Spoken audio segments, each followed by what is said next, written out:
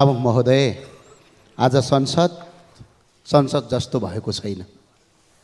यो कुर्सी गजबको चिज रहेछ सम्माननीय सभामुख महोदय। यो दाहिनेपट्टि बस्दा मान्छेको चरित्र एउटा हुँदो रहेछ, बायाँपट्टि बस्दा मान्छेको चरित्र फरक हुँदो रहेछ। हामीले फरक चरित्र निर्माण गरिरहेका छौँ संसदबाट।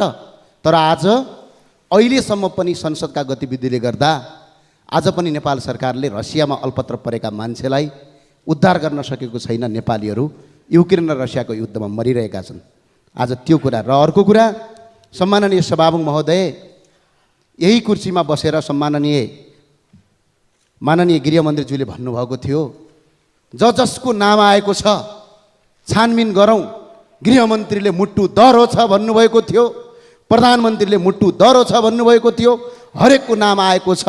किन, को मान्छेसँग किन डराएको सोधपुछ गर्न पनि गृहमन्त्री र प्रधानमन्त्री डराउने, यहाँ छानबिन गर्नु पर्यो भनेर गृहमन्त्री, यो मेरो शब्द होइन है, यहाँभन्दा 3 महिना मात्रै अगाडि गृहमन्त्रीले यहीँनिर बसेर बोल्नुभएको, म यहाँ पछाडि थिएँ। फेरि अर्को कुरा भन्नुभएको थियो, खुट्टा कमाउनु भएन, एकपटक सोध्नुपर्छ, सोध्नै नहुने उहाँहरू को, उहाँहरूको नाम देशभरि आएको छ, ठाउँ ठाउँमा आएको छ, उहाँलाई छानबिन किन नगर्ने भनेर गृहमन्त्रीले भन्नुभएको थियो। म आज भन्न चाहन्छु, यो मेरा शब्द होइनन्, यी माननीय गृहमन्त्रीज्यूले प्रतिपक्षमा भएर बोलेका शब्द हुन्। त्यो भएको हुनाले अहिले पनि भन्छु, सम्माननीय सभामुख महोदय, सहकारी पीडितहरू आज सडकमा बास भएको छ। मकै पोलेको पैसा हो, सागको मुठा बोकेको पैसा हो, कुनै अरबपति र खरबपतिको होइन। नेपाली जनतालाई मार्न पाउने अधिकार कसैको पनि छैन। सम्माननीय सभामुख महोदय, म आज क्वेसन गर्न चाहन्छु सरकार पक्षलाई। म अहिले फेरि भन्छु, माननीय गृहमन्त्रीज्यूको त्यही शब्दावली फिर्ता पठाउँदै भन्छु, मुट्टु छ कि छैन, डराएको हो, खुट्टा कमाएको हो, यो गृहमन्त्रीज्यूको अस्ति बोलेको कुरा फिर्ता पठाउँदै छानबिन समिति अब आवश्यक देखिन्छ। सम्माननीय सभामुख महोदय, यो संसदमा 2टा कानुन छ कि एउटा कानुन छ? यदि कानुन 2टा छ भने छिपछिपे सहकारीमा खाता खोले कि उहाँका ज्वाइँले लगेर, गीता बस्नेतको कुरा गर्दैछु म यहाँ, छिपछिपे सहकारीमा उहाँको ज्वाइँले खाता खोल्नुहुन्छ। ज्वाइँले त्यो पैसा लगेर बर्दियाको कृष्णसार रेस्टुरेन्टमा लगानी गर्नुहुन्छ। गीता बस्नेत न सहकारीको सदस्य छ, न त्यो कुनै पैसा लिने कुरामा तपाईँको उहाँले सिग्नेचर गर्नुभएको छ। पैसा लिनुहुन्छ, कृष्णसार रेस्टुरेन्टमा लगानी हुन्छ, संसदको एउटा सदस्य गीता बस्नेतलाई पक्राउ पूर्जी जारी हुन्छ। तर त्यस्तै गोर्खा मिडियामा पैसा आउँछ, तर गृहमन्त्री पदमै बस्नुहुन्छ, छानबिन पनि गर्न नहुने। म भन्छु, गीता बस्नेतलाई कारबाही हुनु हुँदैन भन्ने पक्षमा म छैन। गीता बस्नेतलाई पनि कारबाही हुनुपर्छ। त्यस्तै प्रवृत्ति अरू गर्ने भने ती सबै सांसद हुन्, चाहे यो देशको प्रधानमन्त्री हुन्, सबलाई कारबाही गर्नुपर्छ। कानुन सबका लागि बराबर हुनुपर्छ। यो कुरा आज प्रक्रियाको विषयमा भएको छ। सम्माननीय सभामुख महोदय, आज देश धरातल अवस्थामा छ। आज जनताले 1-1 रुपियाँ पाइ गरेर पैसा आज कति दिन सके सरकारमा आज पुग्दै गर्दा प्रतिपक्षमा हिजो एउटा बोली, आज सरकारमा अर्को बोली गर्ने हो भने म माननीय सदस्य गृहमन्त्रीज्यूलाई भन्न चाहन्छु, तपाईँ हामीलाई हेर्नुहोस्, जनताले भोट यिनै पुराना दलले काम गरेनन् भनेर यिनीहरूको विकल्पमा हालेको भोट हो। गृहमन्त्रीज्यू छानबिन समिति बनाउन दिनुहोस्, खुला गरिदिनुहोस्। दोषी भयो तपाईँ कारबाही होला, निर्दोष भयो तपाईँ फेरि यही संसदमा फेरि गृहमन्त्रीको रूपमा अगाडि आउनु होला। तपाईँलाई कसले रोक्न सक्छ? छानबिन समिति बनाउँदैमा, छानबिन समिति गर्दैमा दोषी र निर्दोष भन्ने कुरा हुँदैन। तर आज हामी नयाँ शक्तिहरूले पनि नाक देखाउने ठाउँ रहेन। के फरक भयो? हामी एकछिन इतिहास सम्झौँ त, के थियो हाम्रो पार्टी सङ्गठन, कुन ठाउँमा हामी थियौँ? जनताले यी पुराना दलहरूले गर्न सकेनन्, विकल्पको रूपमा उहाँहरू जानुपर्छ भने आउन्। तर अहिले संसद बाधक बनेको छ, छानबिन समिति आवश्यक छ। गृहमन्त्रीज्यूलाई भन्छु, अस्ति यहाँनिर बस्दाखेरि गरेको बोली आज त्यहाँनिर बस्दाखेरिको बोली फरक हुनु भएन। छानबिन समिति बनाउनु पर्यो, गृहमन्त्रीले यसको नेतृत्व गर्नु पर्यो, अगाडि बढ्न पर्यो र छानबिन समिति अगाडि बढेर अहिले पनि म अनुरोध गर्न चाहन्छु, सहकारीमा ठगी प्रकरणमा छानबिन समिति आवश्यक गर्नुहोस्। छानबिन समिति आवश्यक छ, छानबिन समिति बनाउनु पर्छ, जनतालाई न्याय दिनुपर्छ। हस्, जय राष्ट्रवाद, जय नेपाल। धन्यवाद सरकार। सभामुखज्यू। माननीय सदस्यहरू, आजको कार्यसूचीको क्रममा सामान्य हेरफेर गरेको बेहोरा जानकारी गराउँछु। माननीय सदस्यहरू, अब माननीय अर्थमन्त्री वर्षमान पुनलाई आर्थिक वर्ष 2080-81 को आर्थिक सर्वेक्षण र सार्वजनिक संस्थानको वार्षिक स्थिति समीक्षा 2081 पेश गर्न अनुमति दिन्छु। मान्य सदस्यहरू आसन ग्रहण गरौँ र आर्थिक सर्वेक्षण र सार्वजनिक संस्थानको वार्षिक स्थितिको समीक्षा प्रतिवेदन पेश गर्न मैले अनुमति दिएको छु। त्यसैले वातावरण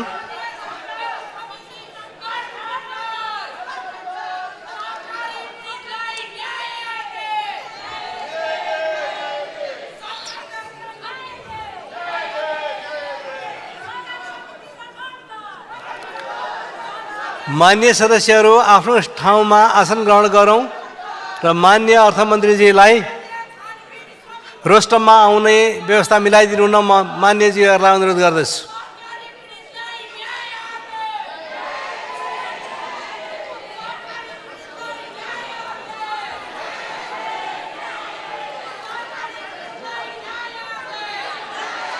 मान्य सदस्यहरू आफ्नो ठाउँमा आसन ग्रहण गरौँ। मान्य सदस्यहरू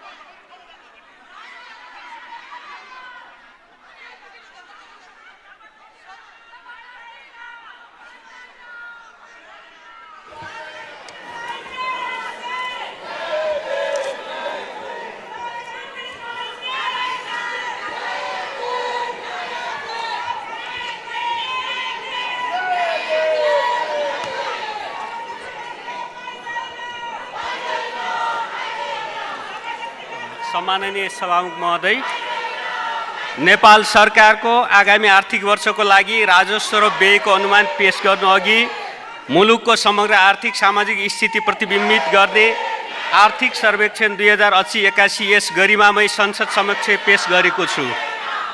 यस सर्वेक्षणमा मूलतः गत आर्थिक वर्षको पुरा अवधि र चालु आर्थिक वर्षको 8 महिनासम्मको सङ्घ प्रदेश र स्थानीय तहको समग्र आर्थिक सामाजिक गतिविधि र क्षेत्रगत विकास तथा सुशासनको अवस्था चित्रण एवं विश्लेषण गरिएको छ। मुलुकको आर्थिक सामाजिक परिसूचकमा सुधार हुँदै गएको छ। उत्पादनमूलक उद्योग र निर्माण क्षेत्रको उत्पादनमा आएको सङ्कुचनको बावजुद कृषि र सेवा क्षेत्रमा भएको विस्तारको कारण मुलुकको अर्थतन्त्र 3.9% विस्तार हुने अनुमान छ। प्रदेशगत रूपमा गण्डकी, बागमती, लुम्बिनी प्रदेशको आर्थिक वृद्धि दर राष्ट्रिय औसत भन्दा माथि रहने अनुमान छ। चालु आर्थिक वर्ष कुल लगानी 2.8%ले बढेर रु 17 खर्ब 41 अर्ब 48 करोड पुग्ने अनुमान छ। प्रति व्यक्ति आय 1456 अमेरिकी डलर पुग्ने अनुमान छ। चालु आर्थिक वर्षको फागुनसम्म औसत उपभोक्ता मुद्रास्फीति 6.08% रहेको छ। राजस्व परिचालनमा क्रमशः सुधार हुँदै गएको छ। चालु आर्थिक वर्षको फागुनसम्म सङ्घीय सरकारको राजस्व सङ्कलन 9.7%ले बढेर रु 6 खर्ब 39 अर्ब 5 करोड पुगेको छ। यस अवधिमा सङ्घीय खर्च 2.9%ले वृद्धि भई रु 8 खर्ब 1 अर्ब 58 करोड पुगेको छ। 2080 फागुनसम्म कुल सार्वजनिक ऋण रु 23 खर्ब 88 अर्ब 26 करोड पुगेको छ। कुल ऋण मध्ये आन्तरिक ऋण 49.6% र बाह्य ऋण 50.4% रहेको छ।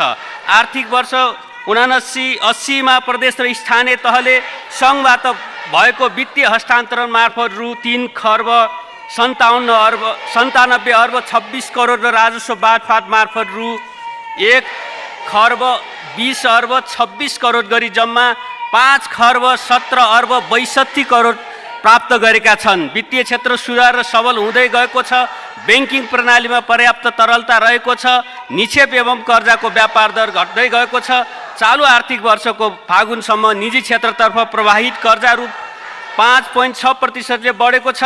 बैंक तथा वित्तीय संस्थाको शाखा सञ्जालमा विस्तार, विद्युतीय माध्यमबाट हुने कारोबार र वित्तीय साक्षरता प्रवर्धनसँगै प्रति शाखा जनसङ्ख्या 2515 पुगेको छ।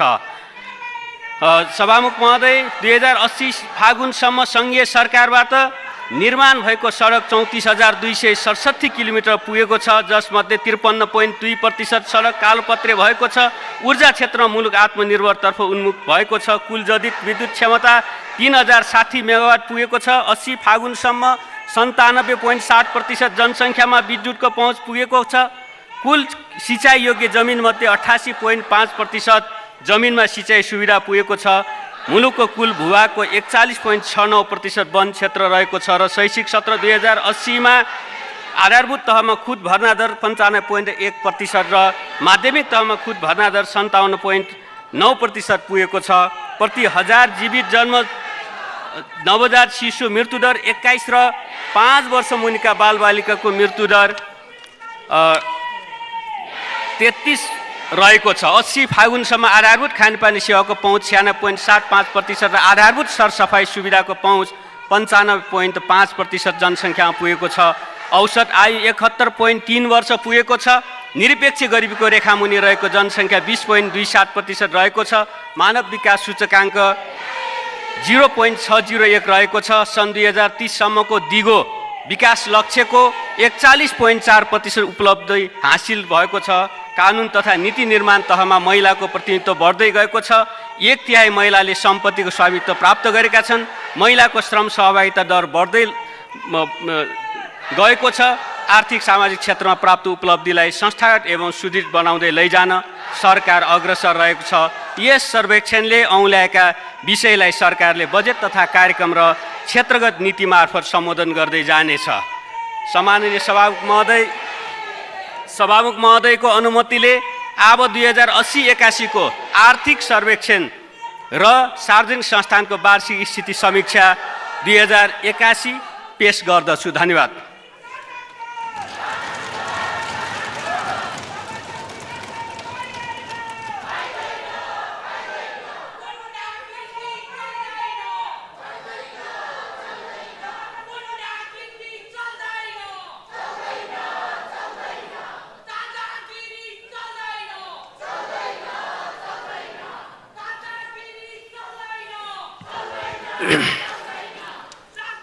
माननीय सदस्यहरू, अब सम्मानीय प्रधानमन्त्री पुष्पकमल दाहाल प्रचण्डलाई सम्मानीय राष्ट्रपति महोदयले 2081 जेठ 1 गते मङ्गलबार सङ्घीय संसदको दुवै सदनको संयुक्त बैठकमा गर्नुभएको सम्बोधनमा उल्लेखित आर्थिक वर्ष 2081-82 को नेपाल सरकारको वार्षिक नीति तथा कार्यक्रममाथिको छलफल प्रारम्भ गरियोस् भनी प्रस्ताव प्रस्तुत गर्न अनुमति दिन्छु।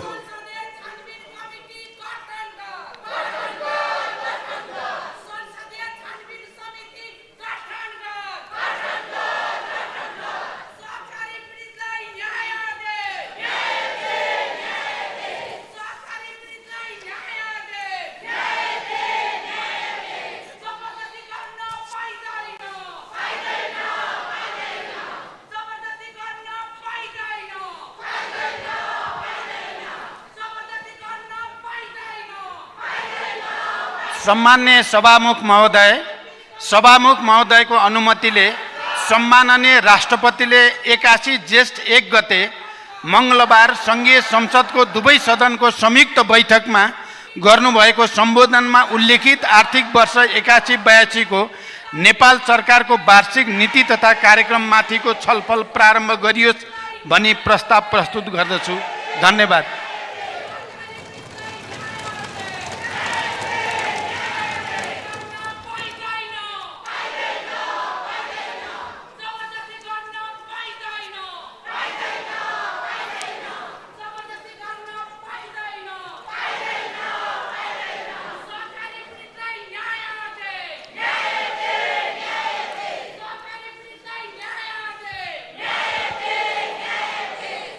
मान्य सदस्यहरू, आर्थिक वर्ष 2081-82 को लागि नेपाल सरकारको वार्षिक नीति तथा कार्यक्रमको विभिन्न बुँदाहरूमा 2 वटा संशोधनका सूचनाहरू प्राप्त हुन आएको बेहोरा जानकारी गराउँछु।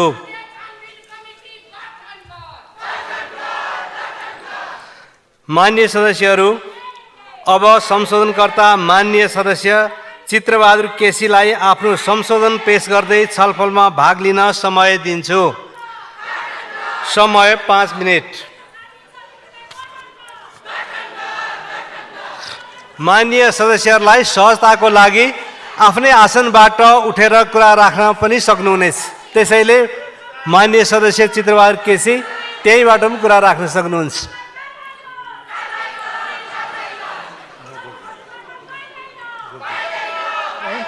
ल मान्य सदस्यलाई सभामुख महोदय, सहकारीमा ठगेर यत्रो चाहिँ बर्बाद मुलुकलाई पार्नेहरूलाई सत्ता पक्षले जोगाउन जुन खालको षड्यन्त्र गरिरहेको छ, यो लोकतन्त्रमाथिको तपाईँको चाहिँ आक्रमण हो, गणतन्त्रमाथिको आक्रमण हो। त्यस कारणले सत्ताधारीको यो जुन दुर्दशा छ, यसमा राष्ट्रिय जनमोर्चाले घोर विरोध गर्छ र यो नीति कार्यक्रमलाई समर्थन गर्दैन, विरोध गर्छ। धन्यवाद। अब मान्य सदस्यहरू, अर्को संशोधनकर्ता मान्य सदस्य प्रेम सुवाललाई आफ्नो संशोधन पेश गर्दै छलफलमा भाग लिन समय दिन्छु। समय 5 मिनेट।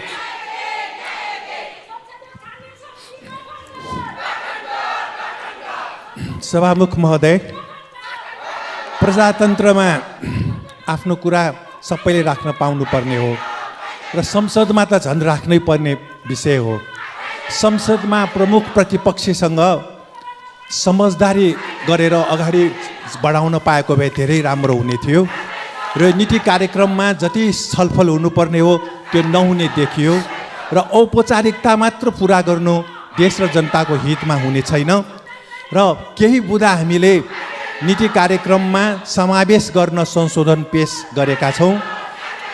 2 नम्बर बुँदामा मानिसलाई शोषण गर्न नपाउने राजनीतिक र आर्थिक व्यवस्था बनाइनेछ थप्नको निम्ति संशोधन राखेको छु। 13 मा देशघाती सम्झौताहरू, सुगौली सन्धि, गोर्खा भर्ती, सन् 1950 को सन्धि, महाकाली सन्धि, फुकोट कर्णाली सन्धि, एमसिसी, बिमस्टेक, सौर्य गठबन्धन सम्झौता खारेज गरिनेछ लेख्नुपर्छ। बुँदा 14 मा मजदुर वर्गको सरकार गठन हुने समाजवादी व्यवस्थाको विषयलाई विद्यालय र विश्वविद्यालयको पाठ्यक्रममा राखी अध्ययन अध्यापन गराइनेछ लेख्नुपर्छ। बुँदा 15 र 28 मा ठुल्ठुला भ्रष्टाचारी र मानव अधिकारको गम्भीर उल्लङ्घन गर्नेलाई मृत्युदण्ड दिने संविधान संशोधन गरिनेछ। बुँदा 16 मा न्यायपालिका, संवैधानिक आयोग र सेना प्रहरी समेतको नेतृत्व सम्बन्धित क्षेत्रबाट निर्वाचन गराई छनौट गरिनेछ लेख्नुपर्छ। बुँदा 16 मै नेपालीको विदेशमा सम्पत्ति राख्न नपाउने व्यक्तिको सम्पत्तिको सीमाङ्कन गरिनेछ लेख्नुपर्छ। बुँदा 17 मा सहर केन्द्रित आन्दोलनबाट शासक दलहरूलाई सत्तामा पुर्याउने काम मात्रै भएको हुँदा जिल्लामा जनताको राजनीतिक चेतनामाथि उठाउन छलफल र गोष्ठी चलाइनेछ लेख्नुपर्छ। बुँदा 18 मा युरोपमा 17औं शताब्दीमा पुँजीपति वर्गले सामन्तवाद विरुद्ध हतियार सहितको सेना प्रयोग गरी सत्ता कब्जा गरेको थियो। मजदुर वर्गले अब पुँजीपति वर्गकै शान्तिपूर्ण वा सशस्त्र उपायबाट सत्ता हातमा लिने बारे नयाँ पुस्तालाई अध्ययन गराइनेछ लेख्नुपर्छ। बुँदा 20 मा लघु वित्त र सहकारी संस्थाको जनताको बचत ठगी गरेकालाई जेल सजाय दिनेछ, मितर ब्याज लिनेलाई हडेसम्म कारबाही हुनेछ लेख्नुपर्छ। बुँदा 21 र 32 मा सुकेको रुखमा पानी दिनु र अर्थतन्त्रको चालक सिटमा निजी क्षेत्रलाई राख्नु एउटै हुने भएको विषयमा जनतालाई सचेत गराइनेछ लेख्नुपर्छ। बुँदा 22 मा राजस्वको 60% विकास निर्माण र 40% कर्मचारी प्रशासनमा खर्च गरिनेछ, आगामी 5 वर्षसम्म महँगी बढ्न दिइने छैन लेख्नुपर्छ। बुँदा 26 मा आगामी आर्थिक वर्षभित्र गरिबी उन्मूलन गरिनेछ र गरिबी उन्मूलनको निम्ति चीनको नमुनालाई एउटा मोडेलको रूपमा लिन सकिनेछ भनेर लेख्नुपर्छ। बुधा 27, 55, 56मा देशको 165वटा निर्वाचन क्षेत्रमा राजधानी काठमाडौँकै सेवा सुविधा उपलब्ध सहर विकास गरिनेछ। सङ्घीय राजधानीलाई पश्चिम नेपालको डाङ उपत्यकामा सारिनेछ लेख्नुपर्छ। बुढा 29 र 30मा विकास निर्माणको काम जनताको उपभोक्ता समिति वा आम अमानतबाट गरिनेछ लेख्नुपर्छ। बुढा 38मा दाल चामल तरकारी गेडागोडी अन्न स्वदेशमै उत्पादन गरी कृषिलाई आत्मनिर्भर बनाइनेछ लेख्नुपर्छ। बुढा 43मा 60 वर्ष नागेका किसान र मजदुरलाई कर्मचारी सरह निवृत्ति भरणको व्यवस्था गरिनेछ लेख्नु जरुरी छ। बुढा 57मा व्यक्तिको नाममा दर्ता गरिएका सरकारी जग्गा कमल पोखरी नदी किनारा प्रति जग्गा पुनः सरकारी स्वामित्वमा ल्याइनेछ लेख्नुपर्छ। बुढा 60मा हरियो वन तस्करको धन बनाउनेहरूलाई सजाय दिइनेछ लेख्नुपर्छ। बुढा 61मा चुरेको गिटी ढुङ्गा बालुवा र जङ्गलको दोहनमा रोक लगाई तराई मरुभूमिकरण हुन दिइने छैन लेख्नुपर्छ। बुढा 65 र 70मा भक्तपुर काठमाडौँ र ललितपुरका औद्योगिक क्षेत्रहरूलाई आगामी आवभित्र स्थानान्तरण गरिनेछ लेख्नुपर्छ। बुढा 79मा भन्सार एजेन्टको लाइसेन्स भाडामा दिन नपाउने गरी भन्सारमा स्वयं उपस्थित भएर बायोमेट्रिक हाजिर गराइनेछ र एक एजेन्टले एक दिनमा गर्न पाउने कामको मात्रा निश्चित गरिनेछ लेख्नुपर्छ।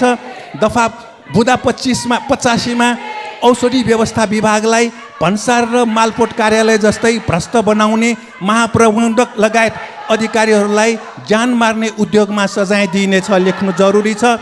बुढा 160मा काठमाडौँ उपत्यकाको पुरानो बस्तीमा 2032 सालको भूकम्पबाट क्षति भएका घर पुनर्निर्माण गर्न र अनुदान समेतको समय सकियो, थोरै बाँकी छ, आधा मिनट सभामुख महोदय।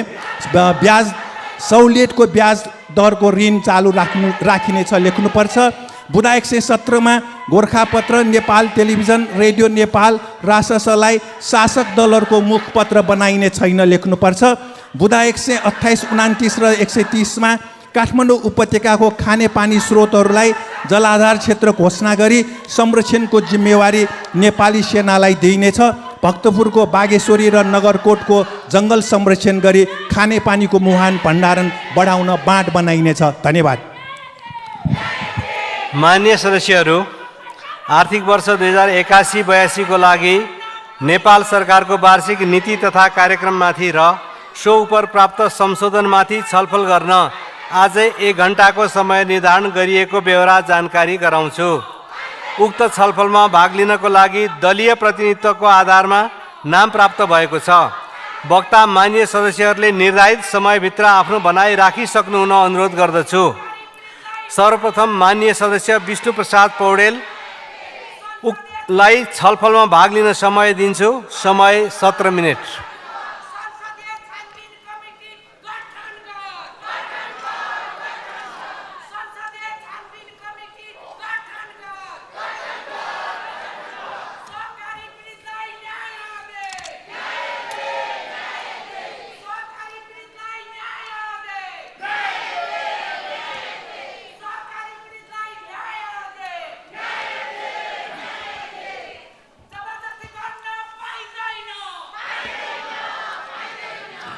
सामान्य सभामुख महोदय,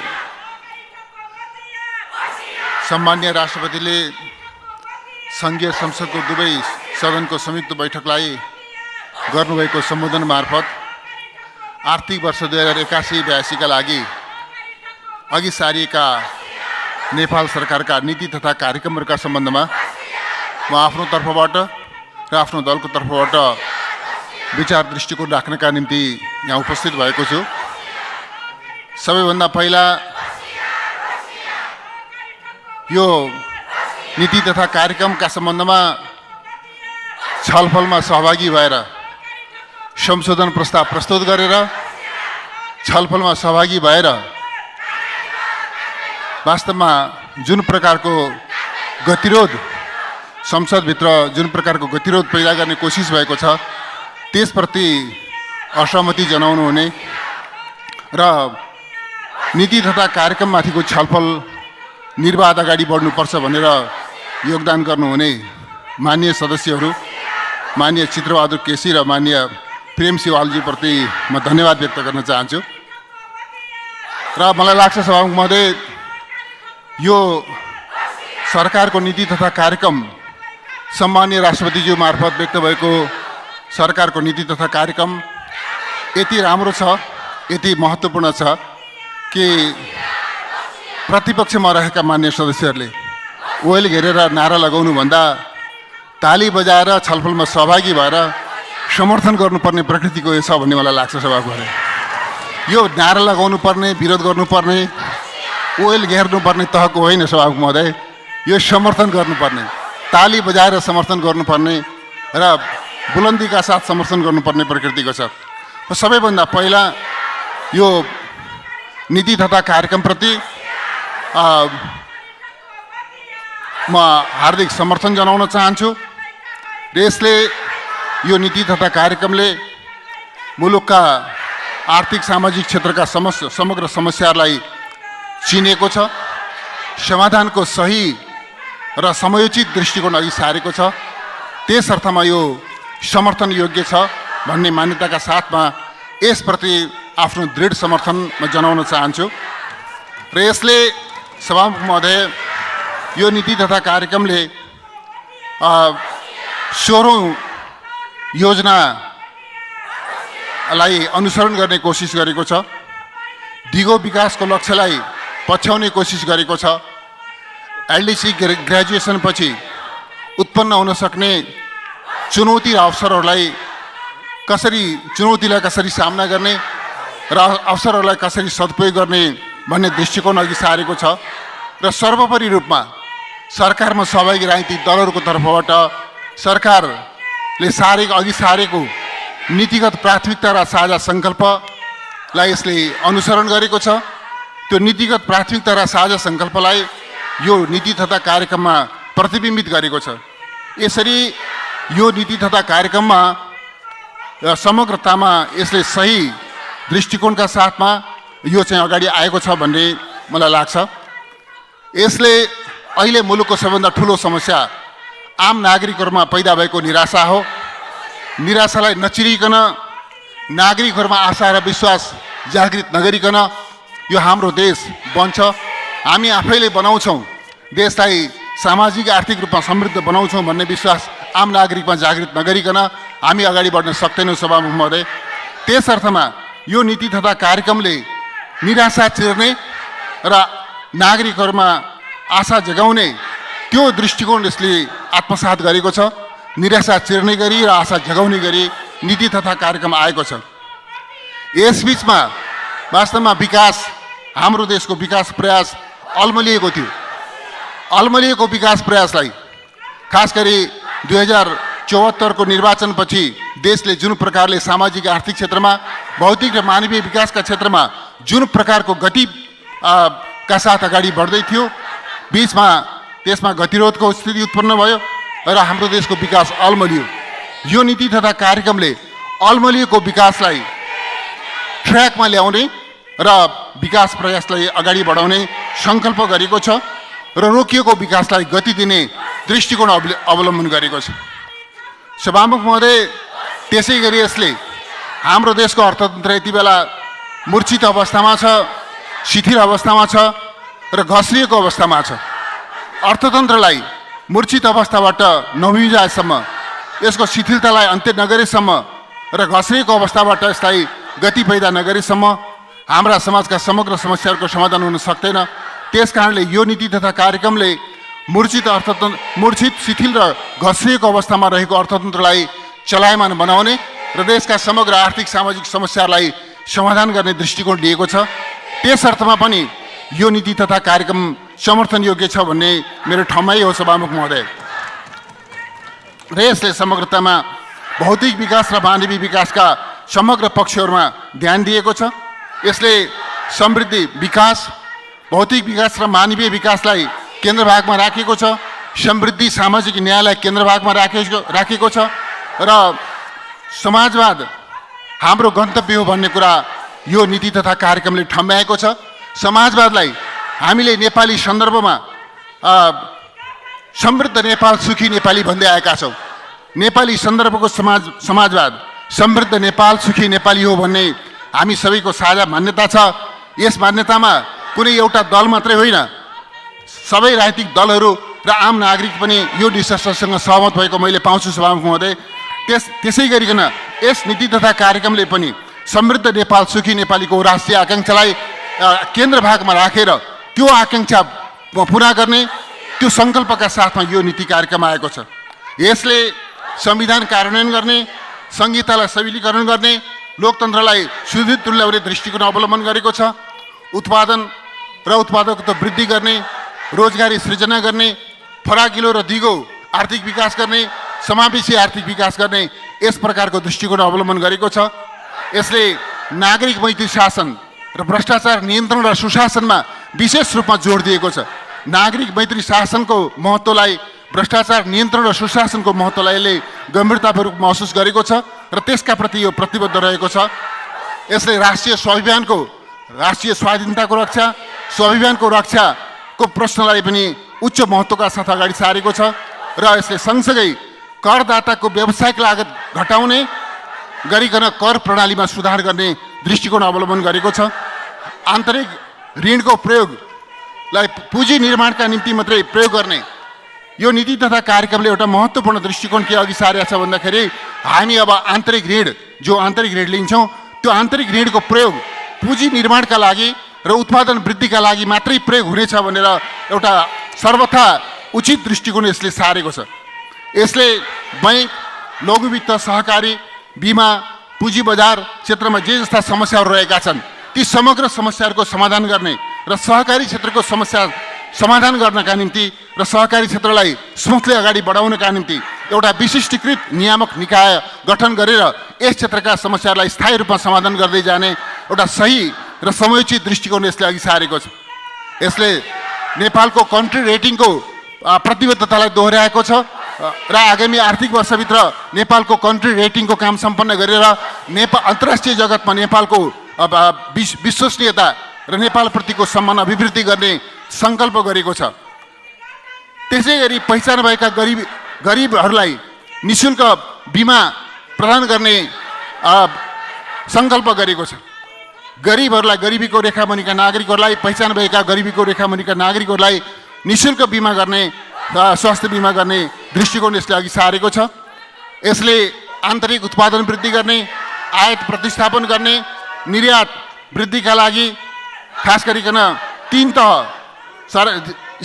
सङ्घीय सरकार, स्थानीय प्रदेश सरकार, स्थानीय सरकार गरिकन तीन तह निजी, सहकारी र चाहिँ समुदायका बिचमा उत्पादन र रोजगारीका लागि साझेदारी कार्यक्रम अघि सारेको छ। 2 वर्षभित्र पशुपक्षी र मत्स्य क्षेत्रमा र 5 वर्षभित्र फलफुलमा आत्मनिर्भर बन्ने सङ्कल्प गरेको छ। राष्ट्रिय गौरवका आयोजनाहरूलाई चाहिँ तीव्रताका साथ अगाडि बढाउने र निर्धारित समयमा सम्पन्न गर्ने अठोट गरेको छ र आगामी वर्ष 5 लाख भूमिहीन सुकुम्बासी, स्ववासी र अव्यवस्थित बसोबासीहरूको समस्या समाधान गर्ने र क्रमशः यसलाई स्थायी रूपमा समाधान गर्दै अगाडि बढ्ने त्यस प्रकारको दृष्टिकोण अघि सारेको छ। जलवायु परिवर्तनको मुद्दालाई अन्तर्राष्ट्रियकरण गर्ने, त्यस अभियानको नेतृत्व नेपालले गर्ने र यसलाई चाहिँ अन्तर्राष्ट्रिय संवादको आयोजना गर्ने, जलवायु परिवर्तन, हिमाल र मानव जातिको भविष्यको विषयमा केन्द्रित भएर अन्तर्राष्ट्रिय संवाद गर्ने, आयोजना गर्ने त्यस प्रकारको दृष्टिकोण यसले अघि सारेको छ। उपभोक्ताहरूलाई उनीहरूको हितलाई सुरक्षित गर्नका निम्ति उपभोक्ता अदालत गठन गर्ने यसले अठोट गरेको छ। पर्यटन प्रवर्धनका क्षेत्रमा टाकुरा पर्यटकीय गन्तव्यको विकासको दृष्टिकोण अघि सारेर एउटा नयाँ एभिन्यू यसले खोलेको छ। मध्य पहाडी लोकमार्ग लगायत निर्माणाधीन अवस्थाका आय पूर्वाधार आयोजनालाई अगाडि बढाउने यसले अठोट गरेको छ। 2083 भित्र काठमाडौँ तराई मधेस द्रुत मार्ग सम्पन्न गर्ने यसले अठोट गरेको छ। पूर्व पश्चिम रेलमार्ग, केरुङ काठमाडौँ रेलमार्ग, रक्सोल काठमाडौँ रेलमार्ग लगायतका हाम्रो देशको दीर्घकालीन विकासका लागि अत्यन्त महत्त्वपूर्ण रेलमार्गहरूको निर्माण प्रक्रियालाई अगाडि बढाउने त्यो खालको सङ्कल्प गरेको छ। एकीकृत बस्तीको विकास गर्ने दृष्टिकोण अघि सारेको छ। बुढी गण्डकी, नलसिंहगढ, दुधकोशी, माथिल्लो अरुण, फोकोट कर्णाली, तामाकोशी, 5 जगदुल्ला जस्ता चैनपुर सेती जस्ता जलविद्युत आयोजनाहरूको विकासलाई तीव्रताका साथ अगाडि बढाउने अठोट गरेको छ। नेपालको आफ्नै भू उपग्रह हुन्छ, हामी स्थापना गर्छौँ भन्ने अठोट गरेको छ र दोहोरिएका संगठनात्मक संरचनाहरूलाई हटाउने र शासन प्रशासनलाई चुस्त दुरुस्त बनाउने त्यो खालको अठोट गरेको छ। दलित, उपेक्षित, उत्पीडित वर्गको उत्थान र विकासका लागि प्राधिकरण गठन गर्ने नयाँ दृष्टिकोण अघि सारेको छ। सभामुख महोदय, यी यस्ता महत्त्वपूर्ण विचार दृष्टिकोणहरू अघि सारेको कारणले गर्दा म के आग्रह गर्न चाहन्छु भने यो नीति कार्यक्रम सबै दृष्टिकोणले उचित छ, सही छ, समयोचित छ र यसलाई म हार्दिकतापूर्वक समर्थन गर्न चाहन्छु। यति मात्रै होइन, म संसदमा रहेका सबै राजनीतिक दल र सबै मान्यज्यूहरूलाई पनि यो नीति कार्यक्रमको समर्थनमा खडा हुनका लागि, समर्थनमा मतदान गर्नका लागि, यसको पक्षमा उभिनका लागि म हार्दिकतापूर्वक आग्रह गर्न चाहन्छु। धन्यवाद, नमस्कार।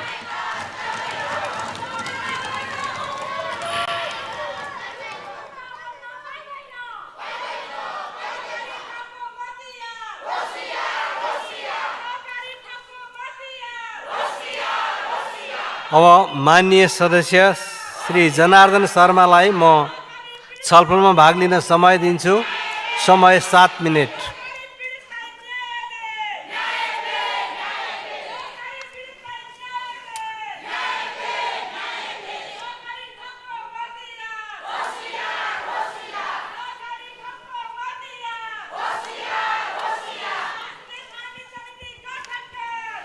सम्माननीय सभामुख महोदय, सम्माननीय राष्ट्रपतिद्वारा श्री रामचन्द्र पौडेलद्वारा सङ्घीय संसदको दुवै सदनको संयुक्त बैठकलाई गर्नुभएको सम्बोधनमा को नीति कार्यक्रमको छलफलमा हामी गइरहेका छौँ। संसदमा अहिले भइरहेको गतिरोध अन्त हुन नसक्दा संसदीय कार्यभार पुरा गर्न हामीलाई कठिन भइरहेको छ र जसबाट राष्ट्रमा थप सङ्कट बढ्ने, जनतामा असन्तोष बढ्दै जाने भएकाले गतिरोध अन्त गर्न हामी सबै आफ्नो ठाउँबाट सबैले सकारात्मक ढङ्गले पहल गरौँ भन्ने अपिल गर्न चाहन्छु। 81-82 को नीति तथा कार्यक्रमको छलफल गरिरहँदा नीति कार्यक्रमले देशको वर्तमान अवस्थालाई बदल्दै राष्ट्र, राष्ट्रियता, समृद्धि, सुशासनका मार्गमा अगाडि बढ्नुपर्ने आवश्यकता छ। देशको समृद्धि, विकासका लागि राष्ट्रिय सहमति एकमात्र विकल्प हाम्रो अगाडि देखा परिरहेको छ। राष्ट्रका सामु उत्पन्न चुनौतीहरू र राष्ट्रिय सहमति र एकताबाट मात्र सम्भव छ। सङ्घीय लोकतान्त्रिक गणतन्त्रको रक्षा र कार्यान्वयनको अवस्था गम्भीर बन्दै गएकोले सबैले गम्भीरतापूर्वक सोचौँ। राजनैतिक दलहरूप्रति जनताका प्रश्नहरू, आक्रोशहरूलाई बेलैमा मनन गरौँ र सरकारले ल्याएको नीति कार्यक्रमले विशेष गरी संविधान कार्यान्वयन, संहिताको सबलीकरण, अर्थतन्त्रको सुधार, पुनरुत्थान, उत्पादन र उत्पादकत्व वृद्धि, रोजगार सिर्जना, सुशासन प्रवर्धन, सामाजिक सेवा प्रवाहमा सुधार, सरलीकरण, नागरिक मैत्री शासन प्रणालीको स्थापना तथा भ्रष्टाचार नियन्त्रण जस्ता कुराहरूलाई अगाडि सारेको छ। सुशासनलाई संस्थागत गर्न, विकास निर्माणलाई गति दिन र सेवा प्रवाहलाई सारभूत र आम जनताले अनुभूत गर्न सक्ने सुधार गर्न, शान्ति प्रक्रियालाई शीघ्र तार्किक निष्कर्षमा पुर्याउन तथा स्वतन्त्र र सन्तुलित परराष्ट्र नीति अवलम्बन गर्दै राष्ट्रिय हित, प्रतिष्ठा र राष्ट्रिय स्वाभिमानको रक्षा गर्न अगाडि सारिएका यी महत्त्वपूर्ण नीतिहरू यो पार्टी विशेषका भन्दा पनि आम नेपाली जनताको आवश्यकताका कुराहरू हुन् र हामी सबै राजनैतिक दलका साझा मुद्दाहरू हुन्। यी राजनैतिक दलका साझा मुद्दाहरूलाई हामीले आत्मसात गरेर एउटा सहमतिबाट देशलाई अगाडि बढाउने, सहमतिबाट मात्रै समृद्धिको एउटा बाटो खुल्नेछ। हामी सुशासन स्थापना गर्न सक्नेछौँ र जनताका आक्रोशहरूलाई, जनताका आवश्यकताहरूलाई हामी सम्बोधन गर्न सक्नेछौँ। अन्यथा देशमा ठुलो सङ्कट, राजनीतिक समस्या, चुनौतीहरू खडा भइरहेका छन्। यसलाई भोलि पश्चाताप गर्नुपर्ने अवस्था सिर्जना हुन सक्छ। फेरि पनि यो नीति कार्यक्रमले अगाडि सारेका महत्त्वपूर्ण यी 4 कुरा मैले बताएँ, यी 4 कुराहरूलाई सम्बोधन गर्न राष्ट्रिय सहमतिमा अगाडि बढ्न हार्ने अपिल गर्छु। धन्यवाद।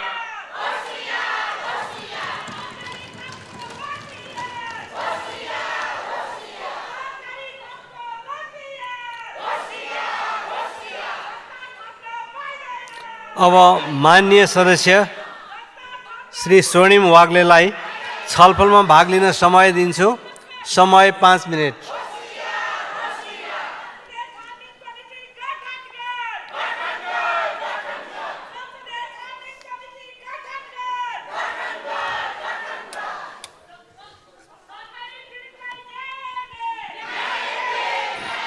सम्माननीय सभामुख महोदय,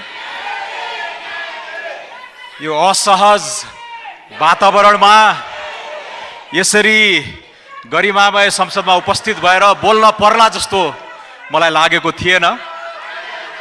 65 वर्ष अगाडि नेपाली लोकतान्त्रिक आन्दोलनका धरोहर, हामी सबैका प्रेरणा, मेरा त राजनीतिक आदर्श विश्वेश्वर प्रसाद कोइराला, बीपी कोइरालाले 65 वर्ष अगाडि स्थापित गर्नुभएको मानकलाई आज आज आज यो अवस्थामा पुर्याउनलाई यो लज्जास्पद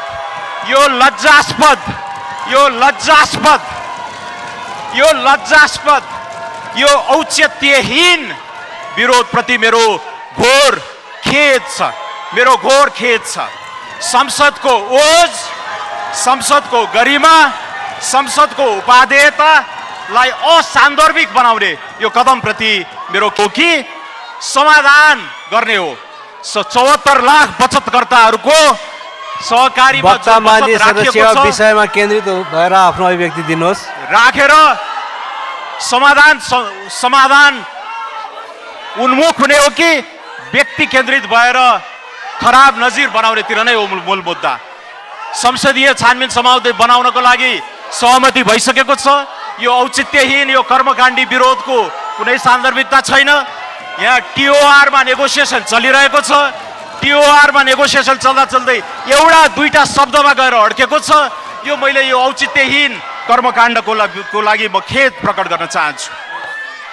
100 दिन अगाडि मान्य सदस्य आफ्नो विषय केन्द्रित रहनु म अनुरोध गर्छु। यहाँ सम्माननीय प्रधानमन्त्री पुष्पकमल दाहालले पहिलोपटक विश्वासको मत माग्दै गर्दाखेरि हामीले जे धारणा राखेका थियौँ त्यो धारणा यथावत नै छ। त्यसको निरन्तरताका स्वरूप यो लोकतान्त्रिक संस्कार धर्मराएको बेला, यहाँ स्थिति बरालिएको बेला, नजिरहरू बिग्रेको बेलामा हामीले जे कुराहरू राखेका थियौँ त्यसको सान्दर्भिकता परिवर्तन भएको छैन। त्यसैले त्यो सैद्धान्तिक आधारहरू यथावत नै छन्। त्यही चक्रका क्रममा नीति तथा कार्यक्रम आएको छ। क्रमिक सुधारहरूको विचारावरण भएको छ। गृह मन्त्रालय, श्रम मन्त्रालय, खेलकुद मन्त्रालय, शिक्षा मन्त्रालयमा हामीले उल्लेख गरेका क्रमिक सुधारका बिउहरूलाई यो अबको बजेटमा यसलाई ठोस रूप दिने गरेर अगाडि बढोस्। समग्र नेपाल सरकारले औल्याएको नीति तथा कार्यक्रमप्रति हाम्रो समर्थन छ। पछि बजेटले यिनै कुराहरूलाई चाहिँ सम्बोधन गरेर अगाडि बढ्छ भन्नेमा हाम्रो पार्टीको पूर्ण साथ रहेको छ। आर्थिक शिथिलता चिर्दै दिगो रोजगारमूलक वृद्धिको जग बसाल्ने, राजस्व बढाउने, खर्चको बेमेल मिलाउँदै सामाजिक रूपान्तरणको जग अगाडि बढाउने, पूर्वाधारको शिथिल एजेन्डामा केही गति लिने र सुझबुझपूर्ण अन्तर्राष्ट्रिय इन्गेजमेन्ट, जलवायु कूटनीतिदेखि लिएर एलडिसी ग्रेजुएसनदेखि लिएर छिमेकी राष्ट्रहरूको पुनर्हृदयसँग गाँसिने गरेर 16औं पञ्चवर्षीय योजनाको प्रारम्भ वर्षमा ठोस पुस हुने गरेर यसपालिको बजेट आओस्। माननीय अर्थमन्त्रीजीलाई पछिको बजेट ल्याउनका लागि हार्दिक शुभकामना व्यक्त गर्दै आर्थिक वर्ष 81-82 को नीति तथा कार्यक्रमप्रति हाम्रो पार्टीको पूर्ण समर्थन रहेको कुरा यहाँ औपचारिक रूपमा दर्ज गर्दै म बिदा हुन्छु। धन्यवाद।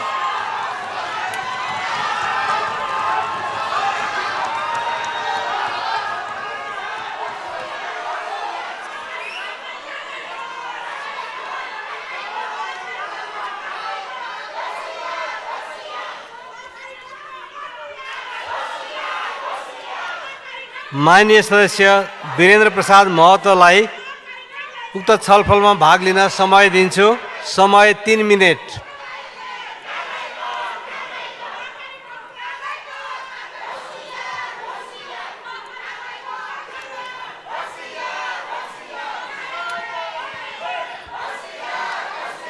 सम्मानीय सभामुख महोदय, नेपाल सरकारको आर्थिक वर्ष 2081-82 को नीति तथा कार्यक्रमले केही हदसम्म सबै क्षेत्रलाई समेटेको जस्तो मलाई लागेको छ। नीति तथा कार्यक्रममा संविधान कार्यान्वयन, संघीयताको सबलीकरण, अर्थतन्त्रको सुधार, उत्पादन र उत्पादकत्व वृद्धि, रोजगारी सृजना, सुशासन, सार्वजनिक सेवामा प्रवाह सुधार तथा भ्रष्टाचार नियन्त्रण लगायतका विषयहरू प्राथमिकतामा राखेको देखिन्छ। साथै सरकारको नीति तथा कार्यक्रममा आर्थिक समृद्धिको आधार तय गर्ने लक्ष्य लिएको छ र आर्थिक समृद्धिका आधारहरू स्तम्भहरू पनि प्रस्तुत गरेको हुँदा समग्र नीति तथा कार्यक्रम राम्रो देखिन्छन्। तर विगतमा जस्तै कार्यक्रमहरूको कार्यान्वयन पक्ष कमजोर नहोस् भन्ने अपेक्षा गर्दछु। देशको गम्भीर आर्थिक सङ्कट तथा यसले नेपाली जनजीवनमा सिर्जना गरेको जर्जर तनावपूर्ण अवस्थाको महसुस गरेका छौँ। परिस्थिति नजिकबाट निहाल्दा बुझ्दा अत्यन्त कठिन र संवेदनशील छ भन्ने देखिन्छ। तर यो नीति र कार्यक्रम आजको गम्भीर अवस्थाप्रति कतिको उत्तरदायित्व बन्न सक्यो, आर्थिक सङ्कटको यस ऐतिहासिक क्षणमा कतिको जिम्मेवार बन्न सक्यो र उक्त सङ्कटको समाधानका लागि सरकारको उच्च प्राथमिकताको विषय बन्न सके कि सकेन भन्ने प्रश्न महत्त्वपूर्ण छ। हाम्रो देशको बाह्य सूचकहरू forex reserve, balance of payment, trade डिफिसिटमा केही सुधार देखिए तापनि आयातमा गरिएको नियन्त्रणबाट सृजना गरिएको परिस्थिति सुधार हो।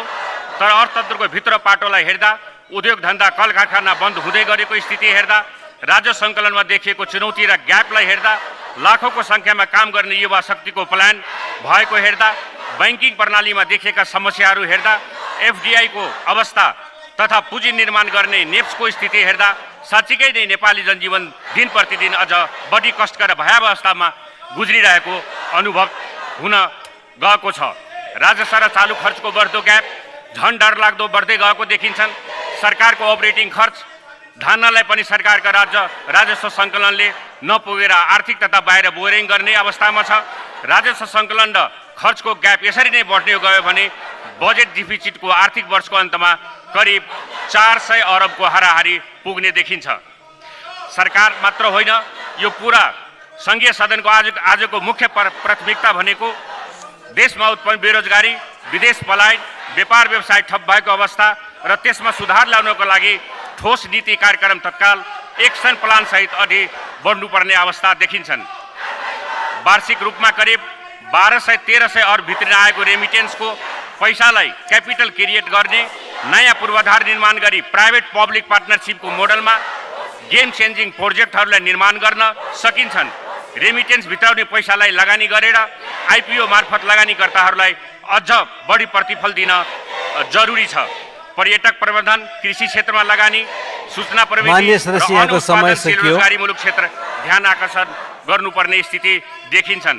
नेपाल सरकारको मन्त्रालयहरूबीच एक आपसमा समन्वयता समस्या रहेको, वन विन्डो प्रणाली नरहेको, कार्यालय नै महिनैसम्म फाइल हातमा बोकेर दौड्नुपर्ने अवस्था अझै विद्यमान रहेको, त्यसर्थ डिजिटल प्रणाली प्रयोग गरी एउटा कामलाई एउटै मन्त्रालयबाट सहजीकरण गरी वन विन्डो प्रणाली कामहरू सम्पन्न गर्नुपर्ने व्यवस्था गर्नुपर्ने छ। एउटा सरकारको अर्को सरकारले अपनत्व नलिने, नयाँ सरकारले कार्बनतिर भन्दा पनि अप्ठ्यारो सिर्जना गरेको, असजिलो बनाउने, शङ्काको दृष्टिकोणले हेर्ने, समर्थन नगर्ने जस्ता कारणले निर्णय गर्ने काम टुङ्गोमा पुर्याउने कुरामा चुनौती देखिन्छ। शिक्षा तथा स्वास्थ्यलाई उच्च प्राथमिकतामा राखी देश बाहिर उच्च शिक्षा हासिल गर्न जाने युवाहरूका लागि स्वदेशमा नै गुणस्तरीय शिक्षा तथा स्वास्थ्यका पूर्वाधारहरू निर्माण गर्नुपर्नेमा सरकार अग्रसर हुनुपर्ने देखिन्छन्। आम जनसमुदायको स्वास्थ्यलाई पहिलो प्राथमिकतामा राखी स्वास्थ्य बिमा, हेल्थ इन्सुरेन्सले अनिवार्य रूपको साथ सङ्घीय सरकारले सहुलियतपूर्ण कार्यक्रमहरू ल्याउन जरुरी छ। कृषि तथा पर्यटन क्षेत्रमा अहिलेको आत्मनिर्भरता अर्थतन्त्र निर्माणको एउटा अपरिहार्य क्षेत्र भएको हुँदा कृषि क्षेत्रको अधिकरणका लागि बढाउनु पर्ने देखिन्छन्। यससँग सम्बन्धित स्टेक होल्डरहरू तथा अर्थ मन्त्रालय, नेपाल राष्ट्र ब्याङ्क, पुँजीगत खर्चसँग सम्बन्धित मन्त्रालयहरू, प्रधानमन्त्री कार्यालयबाट जति सक्दो चाँडो समन्वय र निकास निकाल्न जरुरी छ। धन्यवाद।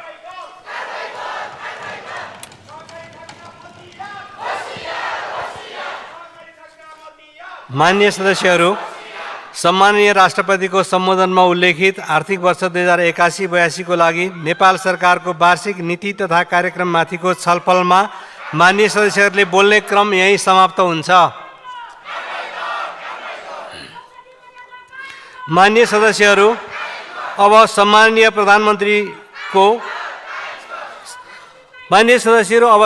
प्रधानमन्त्री पुष्पकमल दाहाल प्रचण्डलाई सम्माननीय राष्ट्रपतिले 2081 जेठ 1 गते मङ्गलबार सङ्घीय संसदको दुवै सदनको संयुक्त बैठकमा गर्नुभएको सम्बोधनमा उल्लेखित आर्थिक वर्ष 2081-82 को नेपाल सरकारको वार्षिक नीति तथा कार्यक्रममाथिको छलफलको क्रममा उठेका प्रश्नहरूको जवाफ दिन अनुमति दिन्छु।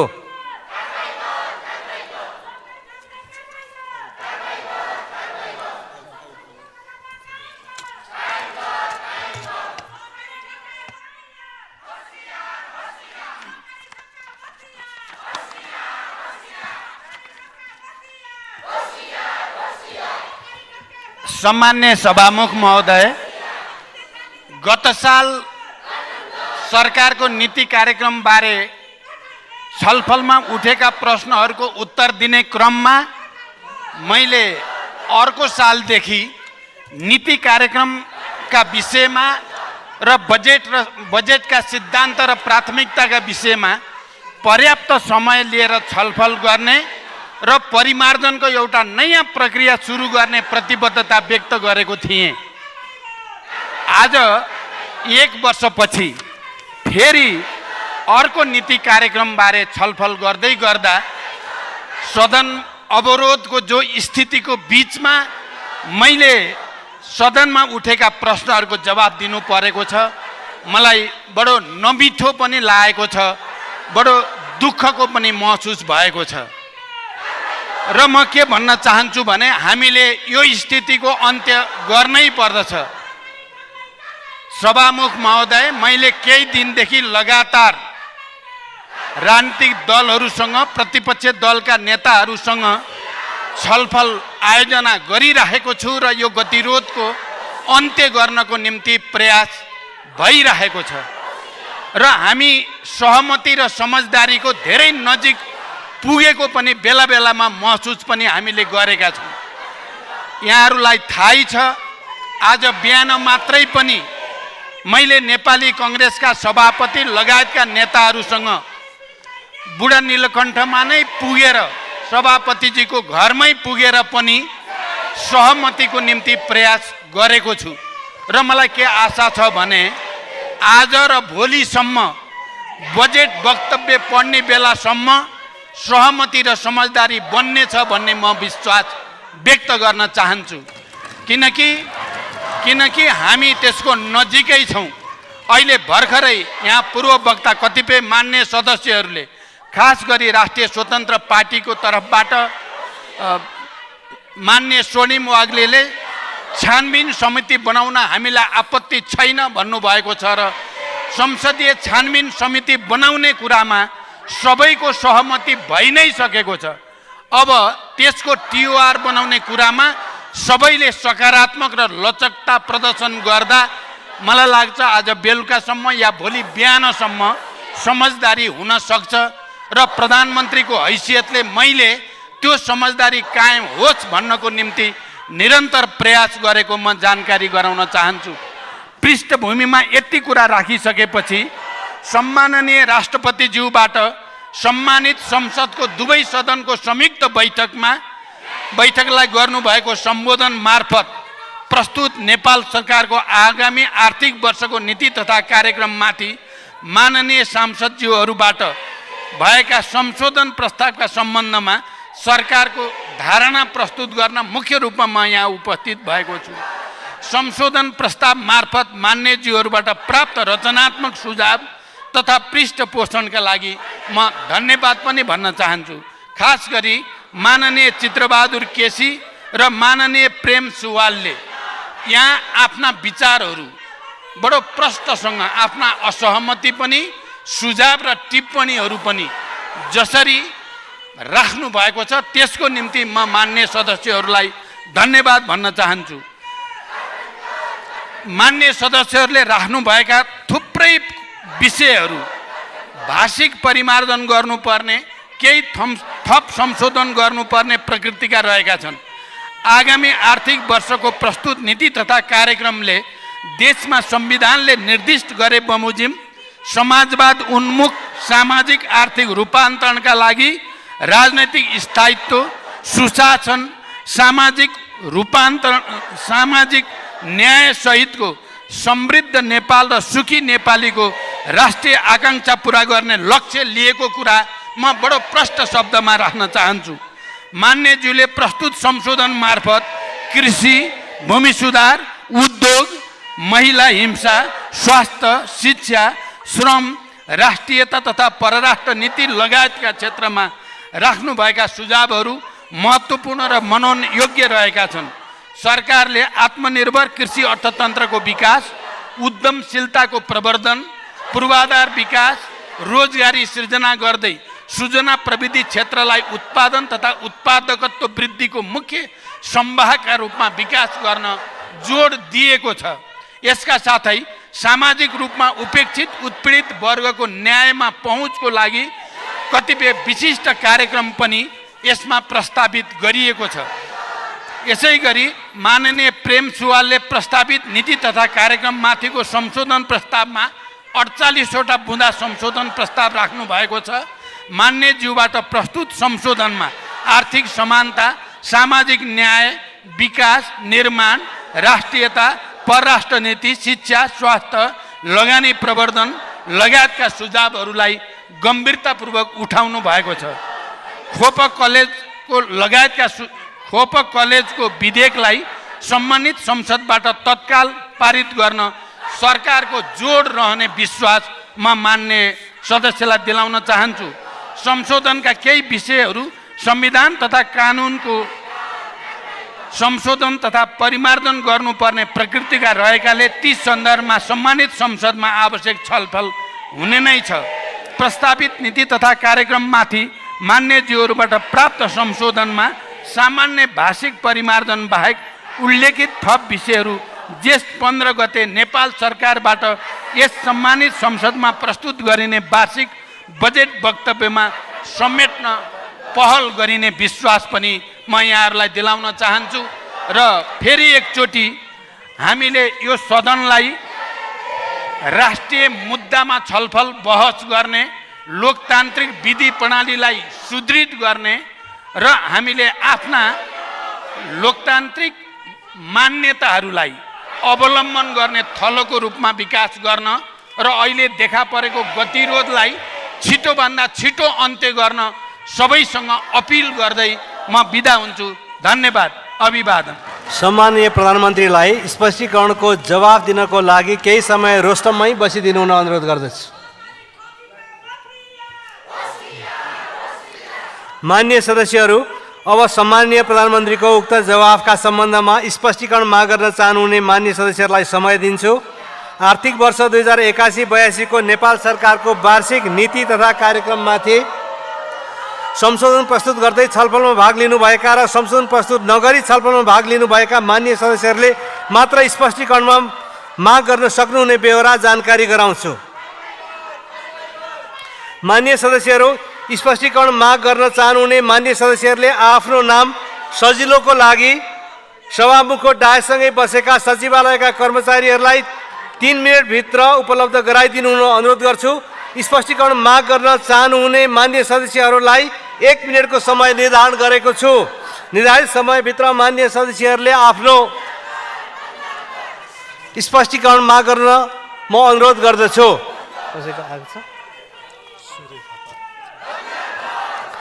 मान्य सदस्य श्री प्रेम सुवाल। सभामुख महोदय, प्रधानमन्त्रीजीसँग जिज्ञासा राख्न चाहन्छु। बजेट अध्यादेशबाट ल्याइने छैन भनेर बोल्नु भएको छैन र गोर्खा भर्तीलाई खारेज गर्ने कुरा पनि आएन। नेपालको खुला सीमामा रहेको सीमाना नियमन गर्ने विषय पनि आएको छैन र खेलकुदलाई नागरिकको मौलिक हकमा राख्ने गरी संविधान संशोधन गर्ने कुरो आएको छैन। नेपालीलाई स्वदेशमा रोजगारी दिने र वैदेशिक रोजगारीमा नपठाउने। नेपाल त्यति चिसो छैन, खाडीको गर्मीमा जानु पर्दैन हामी। र साथसाथै विद्यालय शिक्षा निःशुल्क र अनिवार्य तथा विश्वविद्यालय शिक्षा निःशुल्कको कुरा आएको छैन।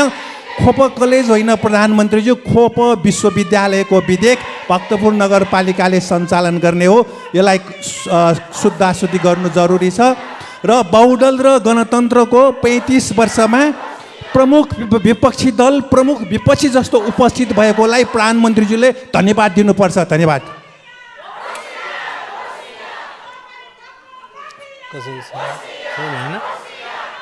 मान्य सदस्यहरू, अब सम्मानीय प्रधानमन्त्री पुष्पकमल दाहाल प्रचण्डलाई उक्त स्पष्टीकरणको क्रममा उठेका प्रश्नहरूको सम्बन्धमा स्पष्ट पार्न अनुमति दिन्छु। मान्य सदस्य प्रेम सुवालले उठाएका कैयौँ विषयको बारेमा त अघि भर्खरै मैले स्पष्ट पारेको छु। खोप कलेजको बारेमा पनि मैले मान्य सदस्यको कन्सर्नलाई मैले सम्बोधन गरेको छु। अन्य विषय जे मान्य सदस्यले अहिले उठाउनु भएको छ त्यसमा सरकारको गम्भीर ध्यानाकर्षण भएको कुरा म स्पष्ट गर्न चाहन्छु। धन्यवाद। सम्मानीय प्रधानमन्त्रीलाई आसन ग्रहण गर्न अनुमति दिन्छु।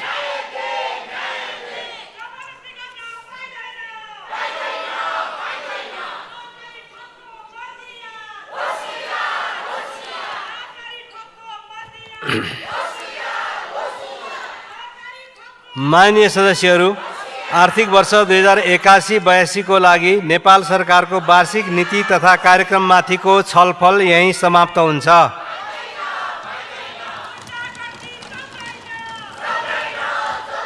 मान्य सदस्यहरू, अब आर्थिक वर्ष 2081-82 को नेपाल सरकारको वार्षिक नीति तथा कार्यक्रममाथिका संशोधनकर्ता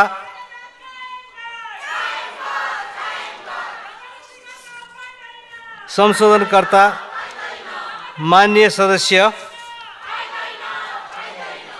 चित्रबहादुर केसीलाई आफ्नो संशोधन फिर्ता लिन चाहनुहुन्छ भने म समय दिन्छु।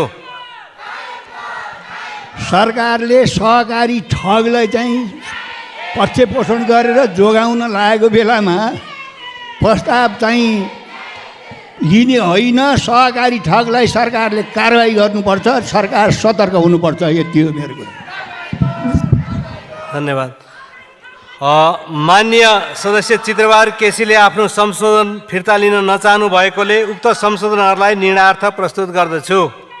यो प्रस्तावको पक्षमा हुने मान्य सदस्यहरूले हुन्छ भन्नुहोला र यसको विपक्षमा हुने मान्य सदस्यहरूले हुन्न भन्नुहोला। यो प्रस्तावको पक्षमा हुने मान्य सदस्यहरूले हुन्छ भन्नुहोस्। यो प्रस्तावको विपक्षमा हुने मान्य सदस्यहरूले हुन्न भन्नुहोस्। हुन्न भन्ने पक्षका मान्य सदस्यहरूको बहुमत भएकोले मान्य चित्रबहादुर केसीले आर्थिक वर्ष 2081-82 को नेपाल सरकारको वार्षिक नीति तथा कार्यक्रममाथि पेश गर्नुभएको संशोधन बहुमतले अस्वीकृत भएको घोषणा गर्दछु। मान्य सदस्यहरू, अब आर्थिक वर्ष 2081-82 को नेपाल सरकारको वार्षिक नीति तथा कार्यक्रममाथिका संशोधनकर्ता मान्य सदस्य प्रेम सुवाललाई आफ्नो संशोधन फिर्ता लिन चाहनुहुन्छ भने फिर्ता लिन समय दिन्छु। सभामुख महोदय, प्रधानमन्त्रीजीको जवाफमा केही छुट्यो। जन्मको आधारमा विदेशीलाई नेपाली नागरिकता दिइएको र तिनका छोराछोरीलाई जन्मको आधारमा वंशजको नागरिकता दिएकोलाई खारिज गर्नुपर्ने उठाएका थियौँ। राष्ट्रसङ्घमा रुसको विरुद्ध मत दिएको फिर्ता लिनुपर्ने र प्यालेस्टाइनलाई 194 सदस्य बनाउनु पर्ने विषय राखेको प्रश्न जवाफ आएन। यसकारण म आफ्नो संशोधन फिर्ता नलिने जानकारी गराउन चाहन्छु। धन्यवाद। मान्य प्रेम सुवालले आफ्नो संशोधन फिर्ता लिन नचाहनु भएकोले उक्त संशोधनहरूलाई निर्णयार्थ प्रस्तुत गर्दछु। यो प्रस्तावको पक्षमा हुने मान्य सदस्यहरूले हुन्छ भन्नुहोला र यसको विपक्षमा हुने मान्य सदस्यहरूले हुन्न भन्नुहोला। यो प्रस्तावको पक्षमा हुने मान्य सदस्यहरूले हुन्छ भन्नुहोस्। यो प्रस्तावको विपक्षमा हुने मान्य सदस्यहरूले हुन्न भन्नुहोस्। हुन्न भन्ने पक्षका मान्य सदस्यहरूको बहुमत भएकोले मान्य प्रेम सुवालले आर्थिक वर्ष 2081-82 को नेपाल सरकारको वार्षिक नीति तथा कार्यक्रममाथि पेश गर्नुभएको संशोधन बहुमतले अस्वीकृत भएको घोषणा गर्दछु।